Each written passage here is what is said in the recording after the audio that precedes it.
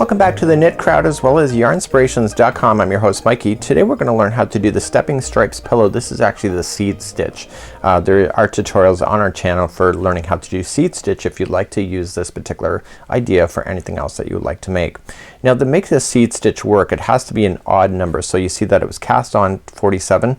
It's so much easier if it's an odd number versus an even number. If it's an even number, it means that every second row has to be different, but if you make it odd, every row is exactly the same. So the seed stitch, how it works is that if there's a purl sitting here, then the next one on top will be knit. Okay, and then it will continue to opposite each other in order to give you the look. Now the changing of the colors, that is just standard changing colors, and we do have tutorials available on that. But today what I'm gonna just do is get you started on the stitch work itself, and then we have other tutorials for how to be able to make this idea in order to work. So it's just a pillow. You'll just have to sew things together once you're done. There's two faces, and I think it's gonna be quite a fun project. So let's begin to show you how to do this. So let's begin. Remember, we have slower tutorials available for beginners that are learning to knit. Okay, and we're going to put those onto knitting needles. So if you would like to do the pillow as is, you're gonna cast on 47. But if you'd like to do something different or change the size of your pillow, you can just cast on differently.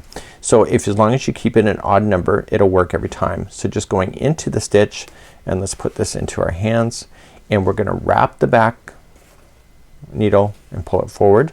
But before we put that back onto this one that I'm touching, you're just gonna twist it.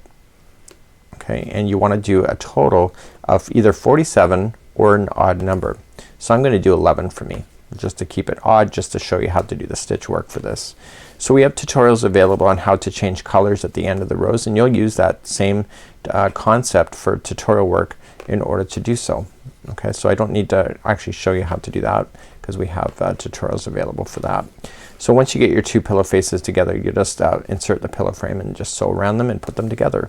And you'll find that this particular yarn that we're using today, the Bernat Maker Home Dec, is actually really fun to work with. It slides in and off these needles like butter. Even for crocheters, it's really kind of wonderful to work with. So I got 2, 4, 6, 8, and 9. So this is 10. So I don't want an even number, I want an odd number. So I'm gonna go for 11. So go to the size that you want, and I'll see you back here in just a moment. So because it's an odd number, you can start every row exactly the same way in order to get the seed stitch. If it's an even number, you can't. It just takes a little more effort to think about it. So what you're gonna do is that you're gonna go into the very first one and you're gonna do a knit stitch. So just coming in from behind and doing your knit stitch and sliding off. The next one will be a purl, so you gotta move that strand forward and going in and then purl. Okay, so this one requires you to keep moving that strands around as you go. So the next one is a knit, so you're gonna go back. So it's just opposite to what you're doing. So that was a knit, so the next one has to be a purl. So you're gonna see that you're gonna move your one hand a lot in order to move the stitches around, but the work looks really lovely once it's done. And this is called the seed stitch. So you're gonna come forward and purl. So because it's an odd number and we're gonna start off every row the same, it automatically will opposite each other every time. So the different stitches sit on top of each other. So for example, if there's a knit stitch down on one row, it's gonna be on top of it will be a purl, and it will give you that great look of the seed stitch. So you just continue to do opposite, going all the way to the end like so. Okay, so you've just done your knit, purl, knit, purl, knit, purl, etc. I'll see you on the next row. So because it's an odd number, you're gonna start off exactly, so it's not really row 2, it's really row number 1 and 1 and 1 and 1 until you're done.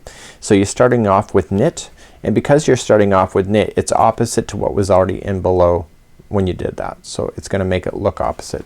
So the next one is a purl, so you have to shift your yarn forward, and then the next one is a knit.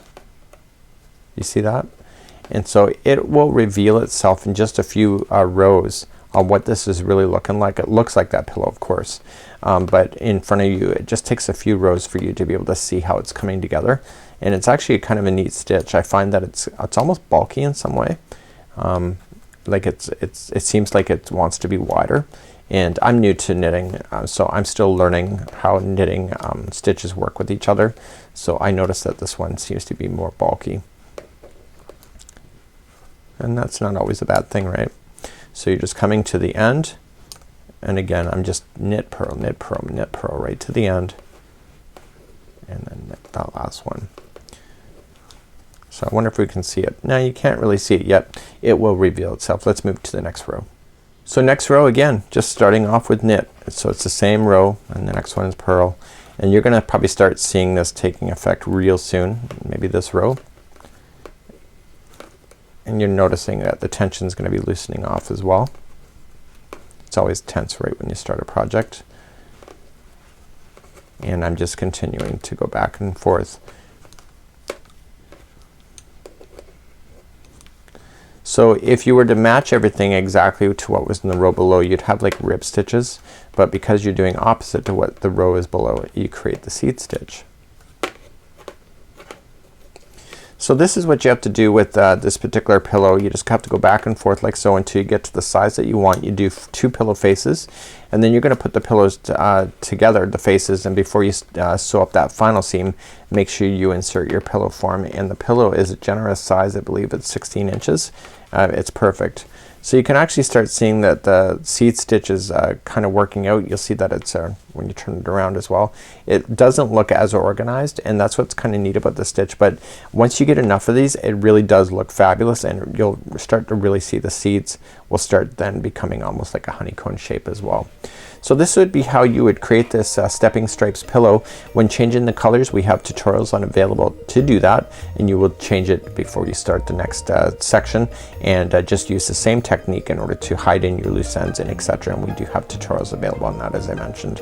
So until next time, I'm Mikey on behalf of the Knit Crowd as well as Yarnspirations.com. This is how to do the seed stitch, and this is using the stepping strips pillow by Yarnspirations.com. Have a great day. We'll see you again real soon. Bye bye.